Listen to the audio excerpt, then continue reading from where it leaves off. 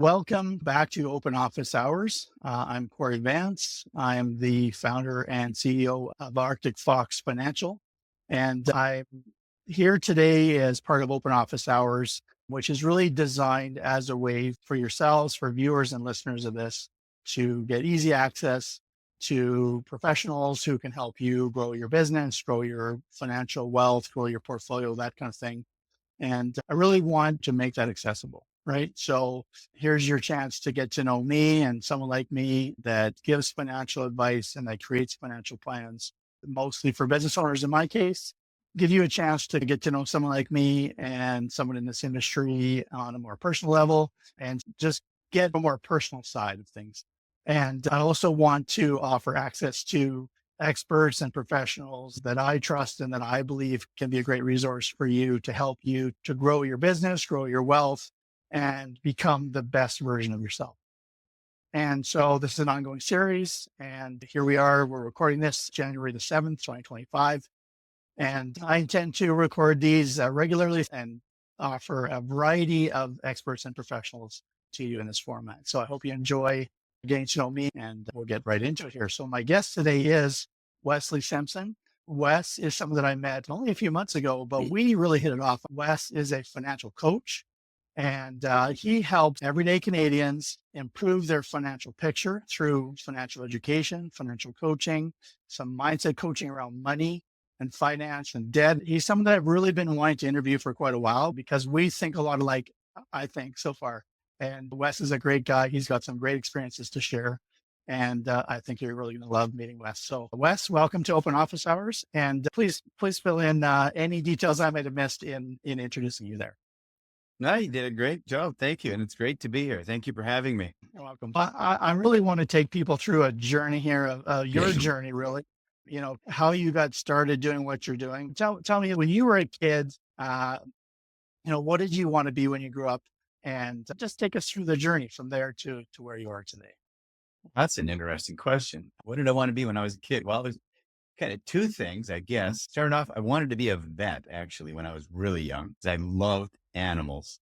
But as I got older, I developed a passion. I wanted to be a teacher, and partially because I thought it'd be cool having summers and stuff off. But I love working with young people. I love helping them uncover stuff.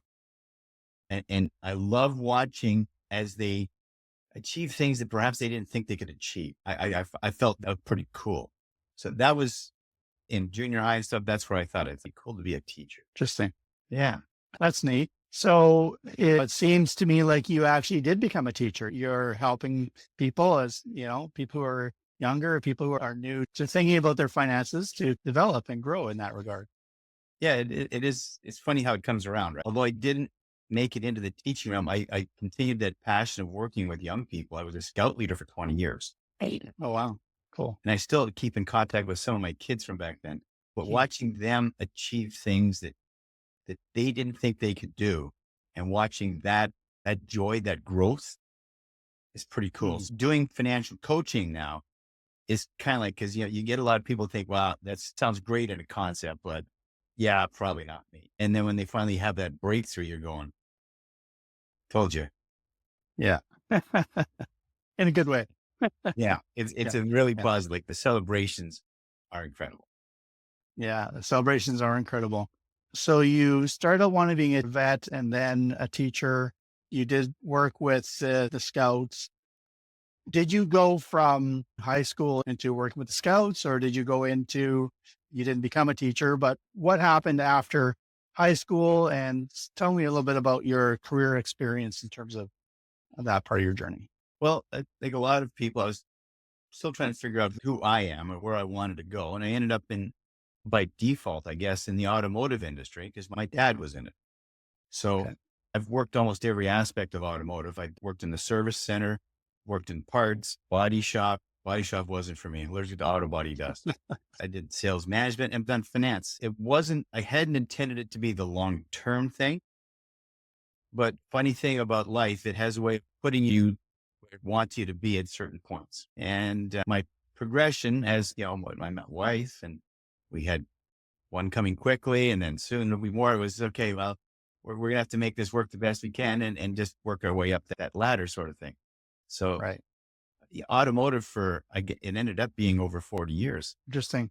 So automotive. So you did a lot of things in automotive, and you mentioned doing finance because I know that's something that, and I think if I'm not mistaken, you're still connected in a way to automotive finance. Am I correct on that? What part of your role is? Can you, just for context, can you explain that part of things for us? So I do broker for a number of small independent used car dealers to help them provide ethical finance options for their clients.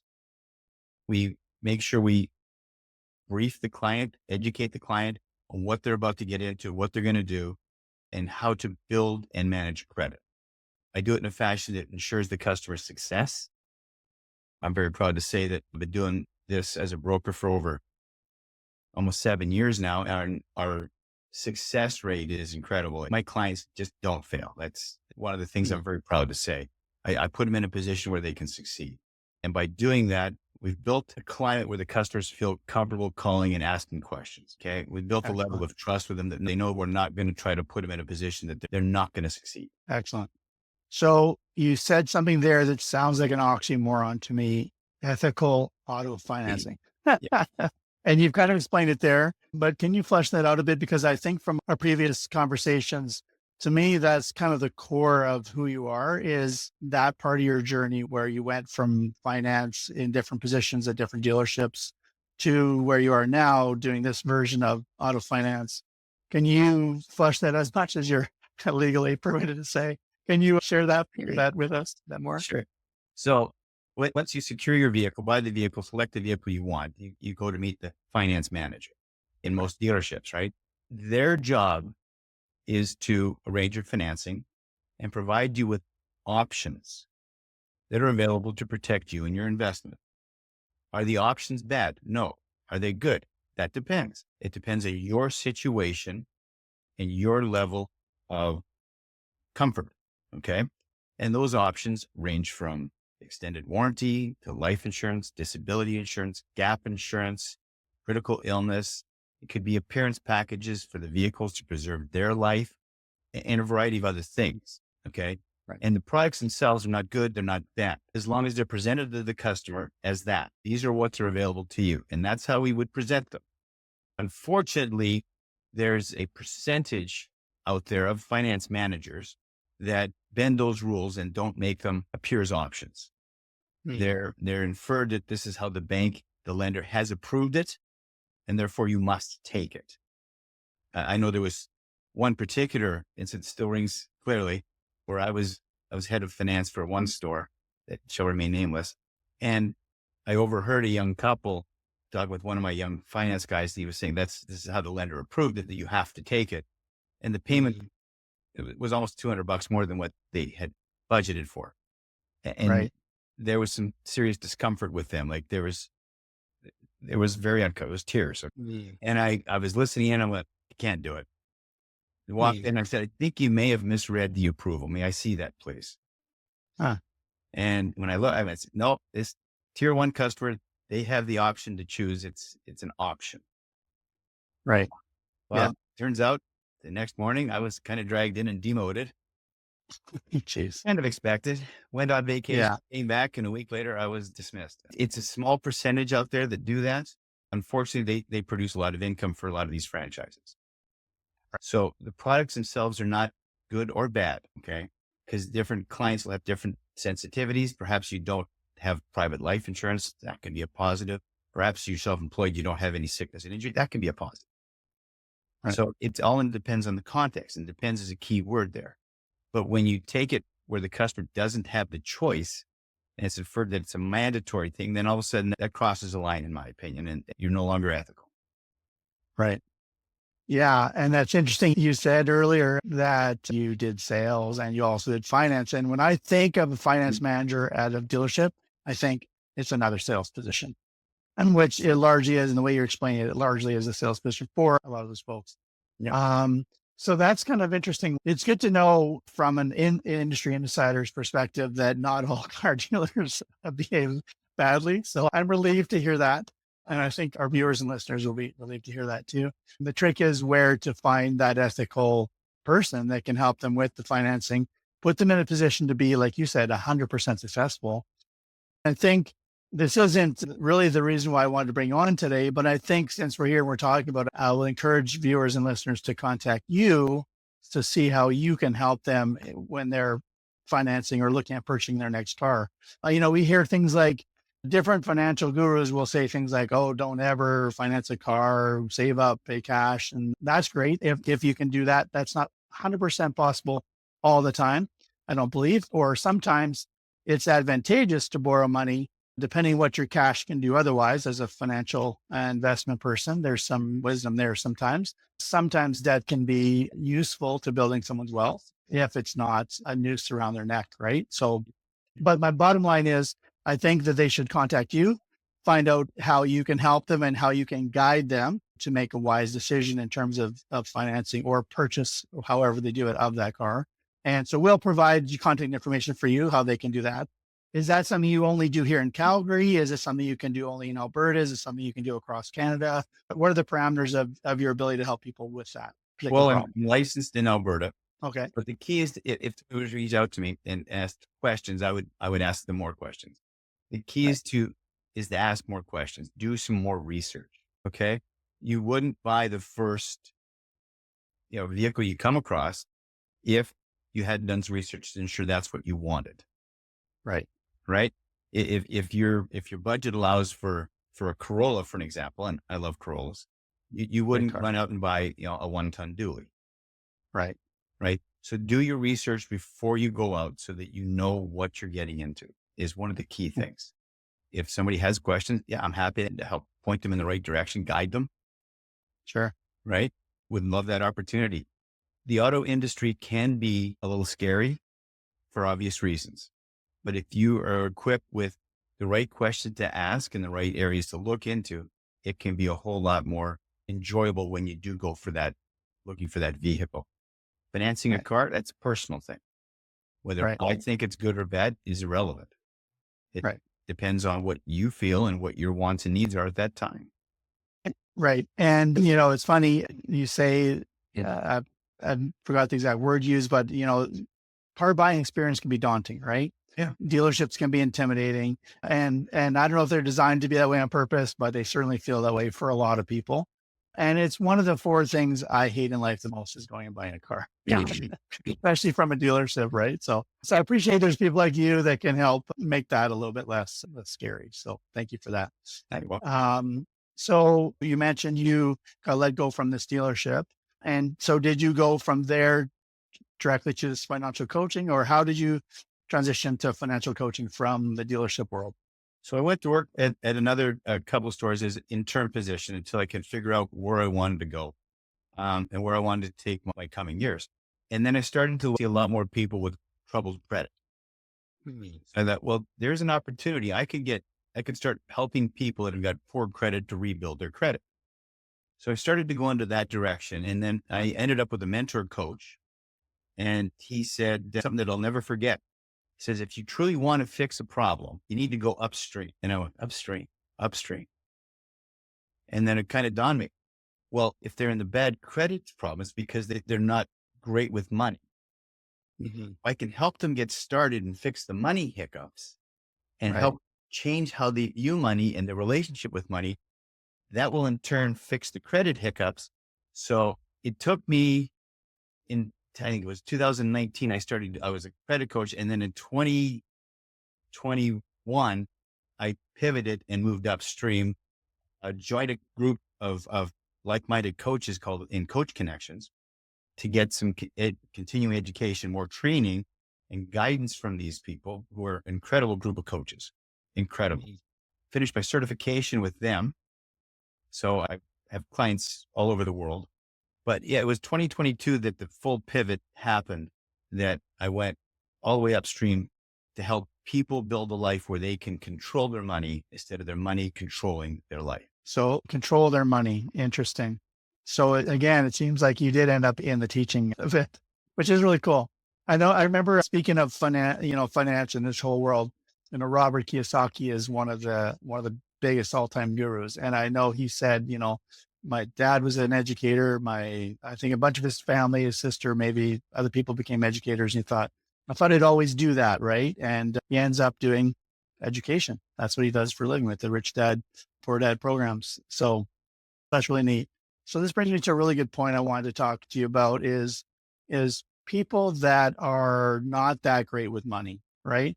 What are some of the top reasons why people struggle with being good with money, whether they realize it or not? What are the biggest causes of that, and how can we address that? How can we help people with that?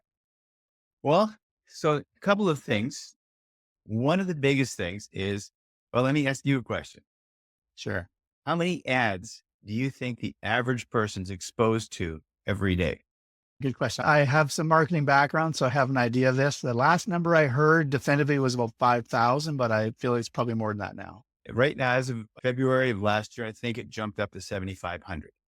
Wow. So Okay. if you consider your social media, if you're on Facebook, if you're playing a silly game on your tablet, watching a sporting event, I don't know if you watched hockey, you know how the boards Mm. change behind the players, Yeah.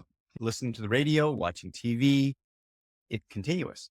And it's the subliminal. And I use the example of, would you ever eat a guacamole blizzard? No. Now, for those people listening that have kids and what this may resonate with them. So I wouldn't have a guacamole blizzard, like, give me a break.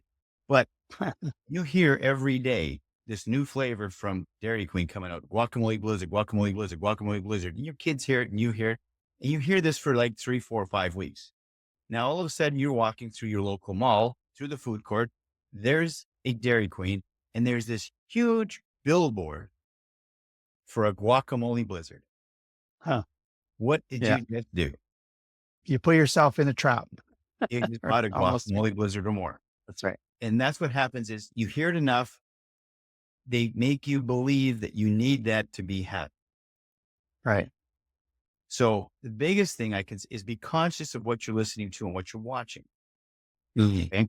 Because that will get you. The second thing I would encourage people to really do is to question, why do I want this? Mhm. Okay. I have a lot of my clients, we do a priority exercise. What's important to you? Why is it important? And where does it fit? So once you have an understanding of where you want it, where your priorities are, where does this guacamole blizzard fit within this priority? Right. How many people buy a new car every 3 years? Hmm. And the negative equity just keeps adding up, right? So Right. what is the purpose of the new car? Hmm. How does that fit in your priority list? Right. Is that where it's going to help you get to where you want to be 1, 3, 5 years from now? Everything's on your priority list. Right. Exactly. Okay. So I agree with you. And it really, I mean, there's a lot of things in there that you said. One of them that I'm hearing is some of it comes down to clarifying, your priorities and your purpose in life. And, is this guacamole blizzard going to get me closer to, further from, or neutral to my whatever's important in my life, right? Yep. And another thing is about discipline, right? It's easy. And I've been in this position where I used to travel for work a lot. Every week, it's 4 weeks a month, 4 to 5 weeks, I was traveling. And when I went to this certain town, for whatever reason, I don't know if it's just where it was in the cycle of my travels or the day or the type, whatever, stress level, whatever, but I could not leave that town without, speaking of blizzards, a blizzard. Yeah, over time, I put on a lot of weight and I really struggled to say no to that blizzard. Once you say no to something, especially if it's something you really love, it's easier to say no the next time, right? So some of that comes down to, okay, what are my priorities? Is it helping me or hurting me? And can I change it? And creating some new habits. So habits are something that I'm sure, and I know that you help people develop as good habits around money, right? What are a couple of really good habits that are simple for people can start today that they can start to make a change for the better in terms of their financial picture?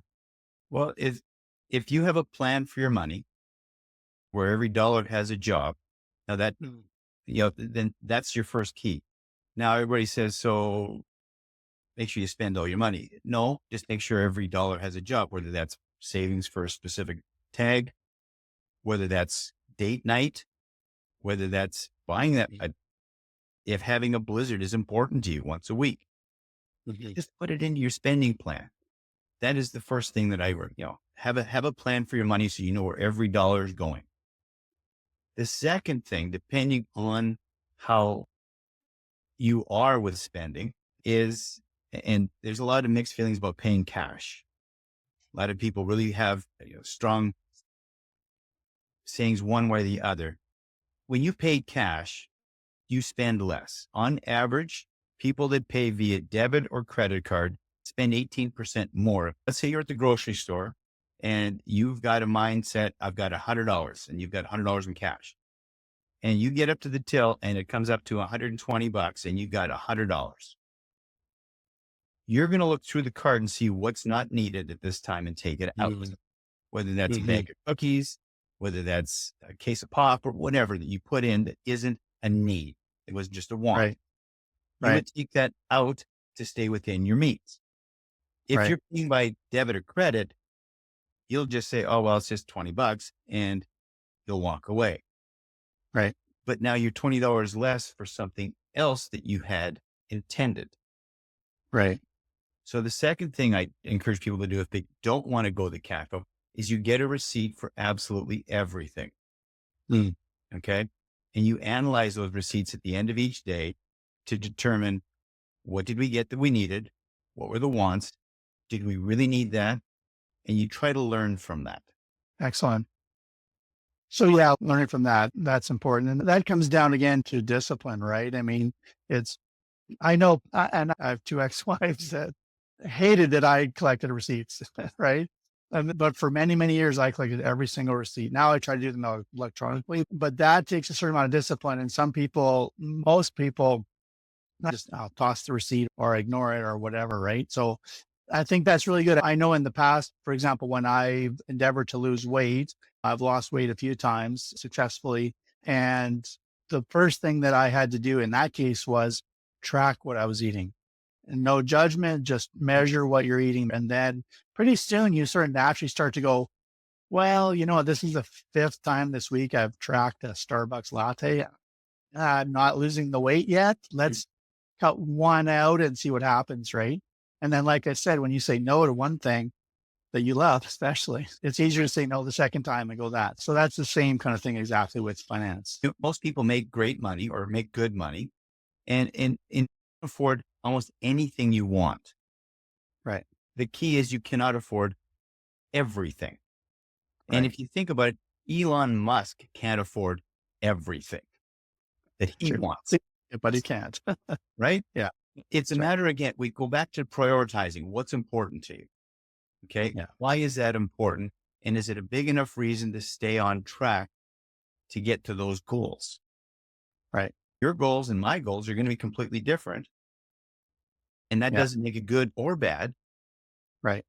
It just makes what's important to us. We have to try to find a way of putting a process in place where we can be successful with that.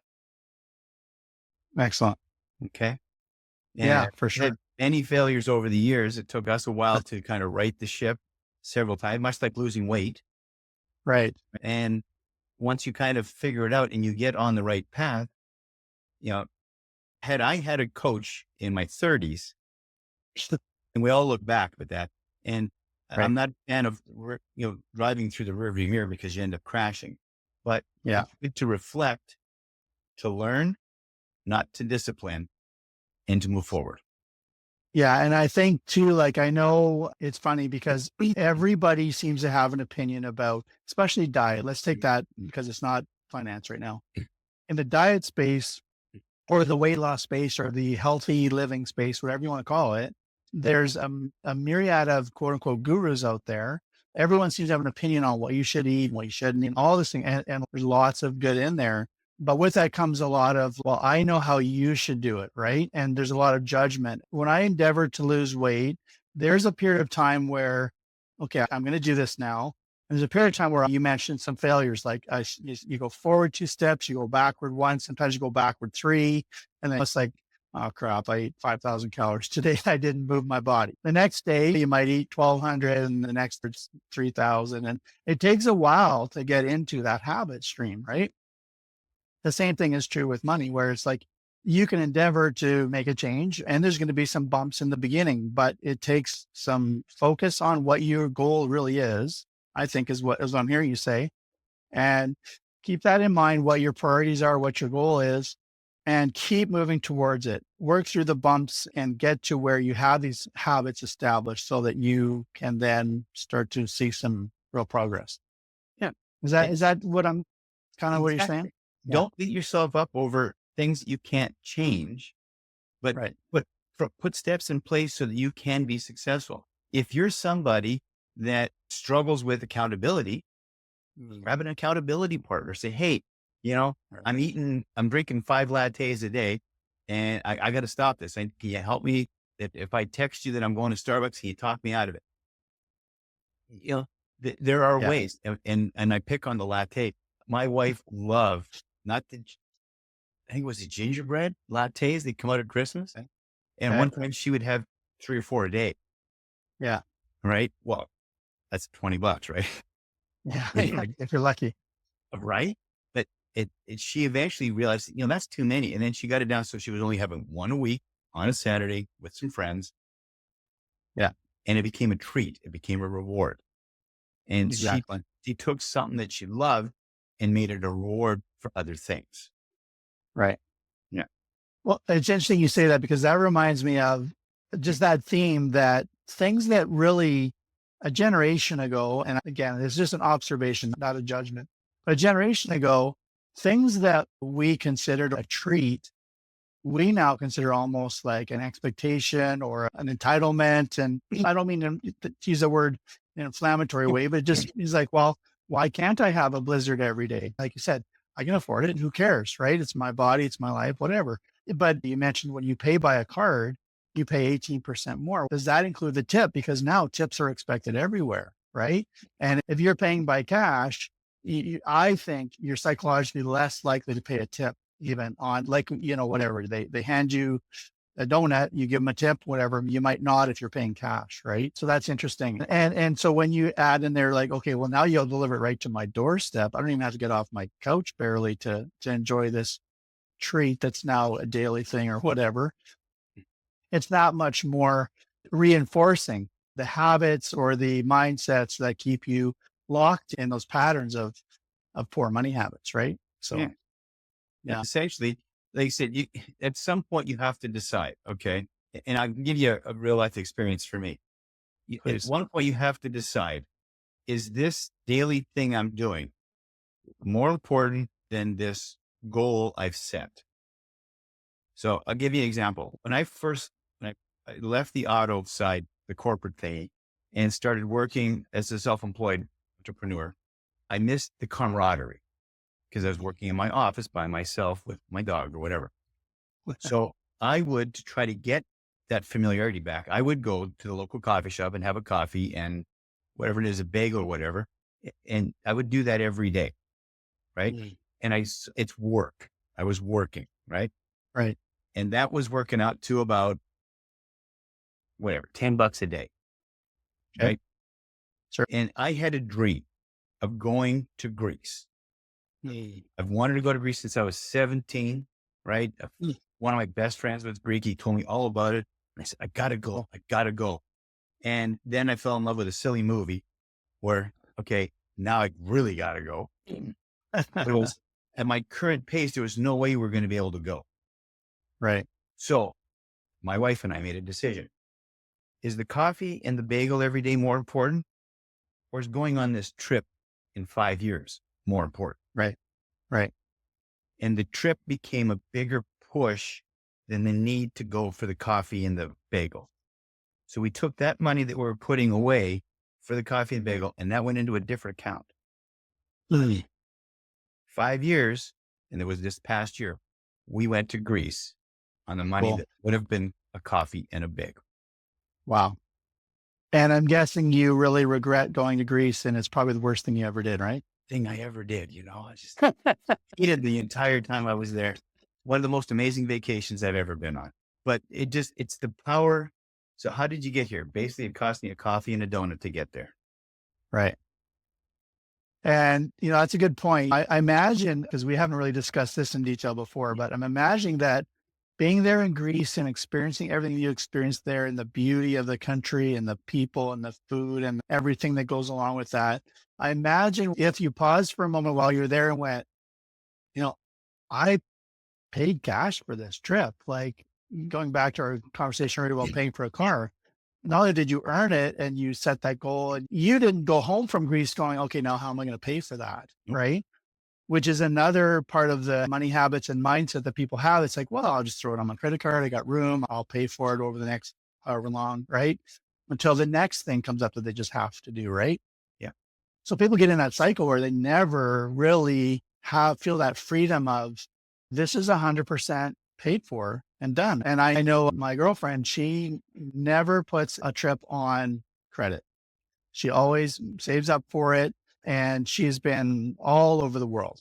She's been to Africa, South America, Central America, Europe, Asia. She's had all these amazing experiences, and she never put one of those trips on credit. So That's awesome. that I'm at the point now where I'm like, okay, I don't plan a trip if I don't have the money, or, at least see the path between now and the trip to have it paid for before I go. I don't. So that's a difference, and that's freeing. That's very freeing in terms of stress and, helping me feel I've got a handle on things. But So, that's that you said the priority is the trip is more important than the fancy car, right. right? And Yeah. again, there's the priorities. Okay? Is a fancy car more important than trip? To some people, yes, it is. Right. That's cool. That's you. Yeah. To some people, saving for a down payment on a house, no, that's not their thing. They don't ever want to own a home. So there's no Yeah. real right or wrong. It's a matter of getting in line with your priorities and your goals and Right. ensuring that what you're doing is lining up with those. Absolutely. Yeah. I mean, I tell people sometimes, for example, and I was actually, as I was preparing for this, I was listening and editing some of my previous episodes. And there was something there where I said, like sometimes it's better rather than put an extra $100, $200 a month on your mortgage. It actually would be more profitable or grow your wealth faster for some people to put that into an investment of a certain type. But if your thing is, I hate debt, it stresses me out, I can't sleep at night, I got to pay down the house, whatever. My parents were always in debt, then that's the priority that you need to follow. Right. That's even though you could technically in another scenario earn more with that money. Yeah. The best thing for you is to pay that down. Right. Right. So it is very individual. And the nice thing I like about what you're saying is that I'm sure that you do it this way is because you focus on your clients' priorities. What are your priorities? Let's build a plan to help you reach those goals and fulfill those priorities. Right. Yeah. It's my priorities. My priority is to ensure you get to yours. Mm-hmm. Right. So it's uncovering what's important to you. And if saving for retirement is an important goal for you in your whatever, 20, 30, 40, it doesn't matter because everybody's different. Mm-hmm. Great. What steps can we take to do that? What are you prepared to change so you can make that a reality? And how big of a priority is that? Is that a number Right. one that this is going to happen no matter what? Or is it a number Right. four? Right. We'll look at that. I want to get these other three things out of the way because they really drive me insane. And okay, great. Then let's attack 1, 2, and 3 so we can make 4 become number 1. Right. That's a great way to look at it. So a certain amount of this whole thing with getting control of a person's finances for them to get control of them, there's different mindsets that come into play in terms of, like you said, like, why is this a priority or that a priority? Or why does this scare them or that or whatever? What are some of the biggest mindset challenges that you face when you're coaching people to improve their financial picture?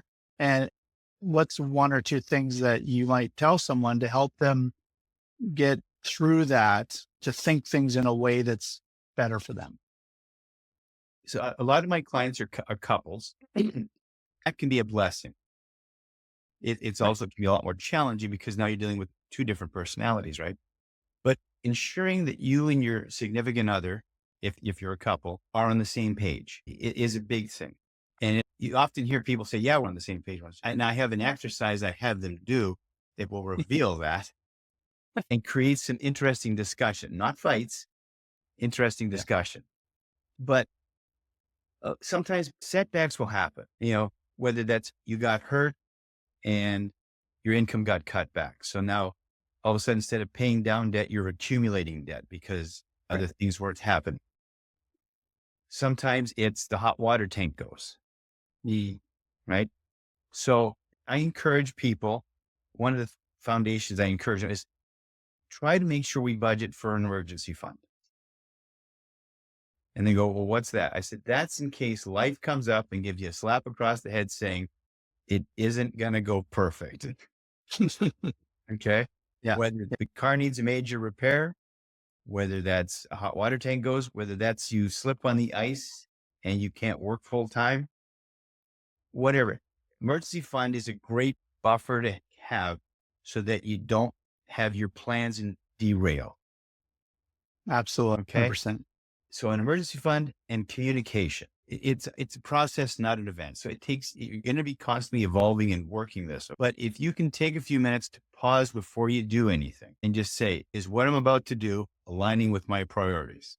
How does this fit with me achieving blank, right? Is Right. me going to Starbucks tomorrow to sit there and work on my laptop going to help me get closer to Greece or farther away? Right. Right? Is it going to help me get closer to paying off my debt or farther away? Is it Right. going to be closer to buying that house or farther away? And let's just slow down and breathe. And let's look at how is this going to help me either get closer or is it going to help me get farther away? Right. So the questionnaires that you do help you discover where people are at with this so that you can help guide them along this path. Is that what Yep. I'm hearing you? Yeah. Yep. Excellent. And it's the benefit of a coach and it is the accountability. We get permission from our clients to call them out. Right. Right. Right. And not beat them over the head with a bat, but I thought you mentioned that this was your priority. How is this, what we just did, line up with what that is? Right. And just make them sit back and go, huh? Right. And I know all the excuses have come up because I used them all back when my wife and I were working through these things. We'd come up with every possible excuse why it was a good idea to do something. Right. The excuses are, I mean, that's a whole nother psychological study about excuses, right? Yep. We all have them and we all use them. But I think focusing like you do on what is really truly important to people. And I think when there are two different people and they can have different priorities, even though they may both have this same bucket list item, they can still have different priorities on how they believe they should get there, Yep. what the other person's part should be. I imagine, and I do a bit of this too, and I'm sure you do this too, as a bit of relationship coaching as part of, because that's part of it, right? Two different people, even if they have the same goals, they might have different ideas of how to get there or what they should never do to get towards that. And that requires some navigating, right? And the fun part is once we get them communicating, you can watch their relationship improve dramatically and everything else flows. Like the relationship with the kids, the relationship at work, the relationship with parents, everything improves. Sure. And for me, and we've talked about this, I think when we first met, we talked about this, is that one of the priorities for me is in helping business owner families. And I don't necessarily mean family run businesses, but families where there's a business in there as a source of income and wealth. Oftentimes what happens is the one partner owns and runs the business officially. The other partner often took a job. They don't even necessarily hate it or love it, but it's not their dream job. They took it for the benefits, for the family, for the kids or whatever. They don't feel 100% fulfilled on that, right? And so if the business owner's decisions and mindset around money are such that they limit the opportunities of the business to grow and prosper, that affects the relationship with the partner. And if the business is struggling, eventually this partner that sacrificed for their entrepreneurial partner, they start to get frustrated. The business isn't achieving what you said it would, or what you hoped it would, or what you planned it would. What are we going to do about that? And when that's struggling, you mentioned communication, they stop talking about what's going on with their partner because they're disappointing their partner, right? Or they feel like a failure or they feel like whatever. And that lack of communication is going to further break down that relationship. Eventually, this other partner, and I've seen this because I mentioned I'm divorced twice. I've been an entrepreneur my whole life. I don't celebrate that I'm divorced twice, but I have owned it. I've done the work on myself. And what I realized is some of this, right? Is that there needs to be communication even when there's challenges and there needs to be support back and forth. But if the business is not meeting its needs, then this other person never gets the opportunity to feel the fulfillment in their career that they need. And both parties have to have that to be happy long term and to continue to build that relationship together. So by addressing some mindset things here, and which is so important why I wanted you on, and I'm so glad you came on, is to help that business owner deal with some of their mindsets around money and goals and debt and things like that in their business. They can transform their business in a short period of time to be on a whole new trajectory, right? Which can then improve the communication and the lifestyle of the family. And ultimately, my goal is to allow their partner to go, hi, okay, now I can make that leap that I wanted to start my business or to level up my career or whatever, right? And then you have both parties fulfilled, both are profitable, both are contributing, both are communicating, and the whole thing is building and growing, right? Because, money and communication are the two biggest things that cause relationships to break down, right? Yep. And nothing destroys the wealth of a family faster than the breakdown of the marriage, right? I It, think. it has a trickle effect. It affects the kids a very long time. It affects both parties indefinitely. Even though Yeah. somebody say they've moved on, there's something there. It affects the kids long term. Okay. And all and it comes right down to let's have a conversation. What's important to you? Why is that? Right. This is what's important to me. Well, why is that? Which is funny you say that because that reminds me too of something I saw earlier this week on Instagram. This lawyer was talking, he's actually a divorce lawyer. And he talked about how a lot of couples, the point of breakdown is because they're not communicating, they don't really know what the other person wants or needs. Sometimes what happens, and he's the example of, okay, you have two different people, they're in a store, there's one lemon, and they both need this one lemon for their recipe, right? So who gets the lemon, right? How do you solve this problem of one lemon? Two people need one lemon, right? So the traditional way of thinking is, well, you cut the lemon in half, each get half a lemon. You sacrifice, right? Compromise. Well, what he said was a better idea is if you discover why the other person needs the lemon, right? Well, I only need the peel. I need 100% of the peel because it's in my recipe. I need to do the lemon peel. Well, I only need the meat of the lemon. Oh, perfect. Well, let's peel the lemon. You have the peel. I'll have the meat. We're all happy. We all get what I want. I've used this in my own relationship and I've recommended this to friends recently where I can see this as a reality that, like, wait a minute, we actually aren't at odds. We actually want similar things or in a way that we can both have 100% of what we want. And the beauty of what you do is help bring out these kind of conversations and discoveries in couples that they can actually come to that kind of resolution. So I love that. I love that comparison. That is 100% what a marriage is. 100% is both getting what they need, both giving 100. Whereas when you cut the lemon in half, you're only contributing 50% and you don't win. That's right. That's right. Yeah. The communication is key. Absolutely. Absolutely.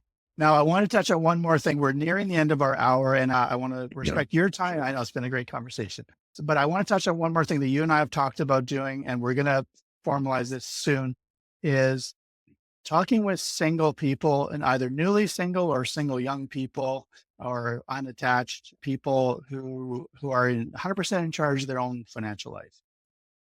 That's something that you and I both have an interest in helping those people to build. I think that because of the challenges that relationships have when people have different ways of thinking about money and all this, one of the ways to help protect against that is that a single person or an unattached person should get their own personal finances and their own priorities and their own goals sorted out and heading in a good direction. If both parties do that when they come together, then there's a better chance of them being successful, right? Having the money to do things they want to do, having somebody do their own things, being able to communicate openly because they don't have the stress of money and these kind of things. I see that as contributing to successful relationships long term, that kind of thing. at least minimizing some of the risks of not having that stuff together. You care to comment on that? Because I know we've talked about that, and that's something that you deal with as single and newly single people. So there's three categories that I look at for that. You get newly singles, newly graduated, and newly okay. Those three categories are your key people for learning how to build a future where they're in control. Okay, newly single, well, for obvious reasons. Newly graduated, you're just starting off into the workforce. It's easy to get distracted. How can we build a life where we're focused? We have goals. We are set up. We understand what debt is. We understand cash flow, savings. Why is it important to save? Why is it important to give? And when we Right. understand that stuff, then we can look at life from a whole plate and go, this is important. Right. So when you get newlyweds, you're trying to build hopefully positive money handling habits and merge it into a relationship. But the key component is, again, that's communication, right? Understanding it. If we can teach the basic fundamentals of financial literacy to newly singles, newly graduated, newlyweds, if we can get them to understand the basics on financial literacy, we can have such an amazing impact on their life that it's breathtaking. We can set them up for a future where they're in complete control, where their communication is good, where they don't stress about, how are we going to pay the power bill this month? Just that would be so amazing to be able to set that up for people where they actually walk into life going, I got this. Right. I don't know if I answered Yeah. that question. I think that's great. I think, like I said, preparing single and unattached people for the possibility that one day they're going to find someone that they want to connect with. It helps both parties that they each are prepared as much as possible, financially and mindsets and habits and all these things, right? Well, like you mentioned, especially the singles, because if you can teach them about financial literacy and the importance of it, if they happen to end up in a relationship, they're aware of what to watch for, Right. of possibly non-serving habits from a partner that will cause them to ask some more questions. Absolutely. And if they get more questions, they get more answers, and they don't end up in situations where they end up on the wrong side. 100%. It's so key. Now, just as we close here, we're going to put a slide up here, but if you can just tell us how people can contact you. Is there a phone number? Is there a website? Is there an email address? What's the best way for people to reach out to you and connect with you to learn more about what you do, either with the auto finance or with the financial coaching? How can people reach out to you, Wes? Lighthousecapitalfinance.ca is my website. Okay. You can reach me at wes@lighthousecapitalfinance.ca. Or Awesome. you can give me a call or a text at 403-660-0337. Perfect. Thank you so much for your time and your wisdom today, Wes. I look forward to future conversations and future projects with you. Thanks for doing this, Cory. Appreciate all you're doing for people. Thanks so much. I appreciate that. Make Cheers. it amazing.